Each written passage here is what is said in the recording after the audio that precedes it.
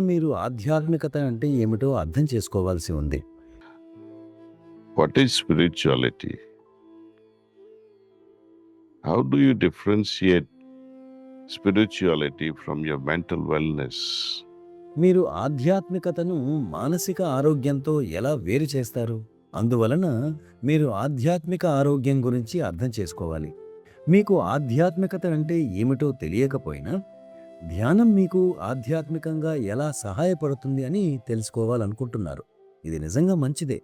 ప్రజలు తన దగ్గరకు తరచుగా మానసిక ప్రశాంతత కోసం వచ్చేవారని బాబూజీ గారు అంటూ ఉండేవారు. During Lalaji's times, people used to visit him for liberation, things like that. Lalaji గారి కాలంలో ప్రజలు ఆయన దగ్గరకు ముక్తి కోరి వచ్చేవారు. ఆ రోజుల్లో అలా ఉండేది. దురదృష్టవశాత్తు ఈ రోజుల్లో చాలామంది నా దగ్గరకు అభ్యాసీలు సైతం వారి కుటుంబ సమస్యల వల్ల వస్తున్నారు. ఇది ఒక భయపెట్టే విపరీత ధోరణి. The purpose, it really does not matter why we start meditation, maybe for peace of mind. మనం ధ్యానం ఎందుకు మొదలుపెట్టామనేది విషయం కాదు. మానసిక ప్రశాంతత కోసం అయి ఉండవచ్చు, ఒత్తిడి తగ్గించుకునేందుకు అయి ఉండవచ్చు. చివరకు నిన్ను కొద్ది కొద్దిగా ఉన్నత స్థాయిలకు చేర్చడం అనేది గురువుకు సంబంధించిన విషయం. Where we move away from mere belief system to experiences.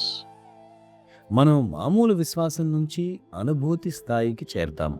ఆ అనుభూతులు మనం తయారవుతున్నాము అన్న విషయాన్ని తెలియచేస్తాయి. You see, becoming what? ఆధ్యాత్మికత అంటే తయారవటం. మనం ఎలా తయారవుతాము? మరింత ప్రేమపూరితంగాను, ఎక్కువ సహానుభూతితోనూ, దయగల వారిగాను తయారవుతాము. Spirituality is not something ఆధ్యాత్మికత అంటే ఒక దేవదూతలాగా మేఘాల్లో తేలిపోవడం కాదు. రోజు రోజుకు మనం ఇంకా మెరుగైన మానవులుగా తయారవటం. So if you think ఈ ధ్యానం మీకు మెరుగైన మనిషిగా తయారయ్యేందుకు సహాయపడుతుంటే, మన అందరి కోసం ఈ పద్ధతి కనుగొన్నందుకు బాబూజీ మహారాజ్కు నేను అభినందనలు తెలుపుతాను. ధ్యానం మొదలుపెట్టిన తర్వాత మీరు మెరుగైన వారిలా తయారవుతున్నారా?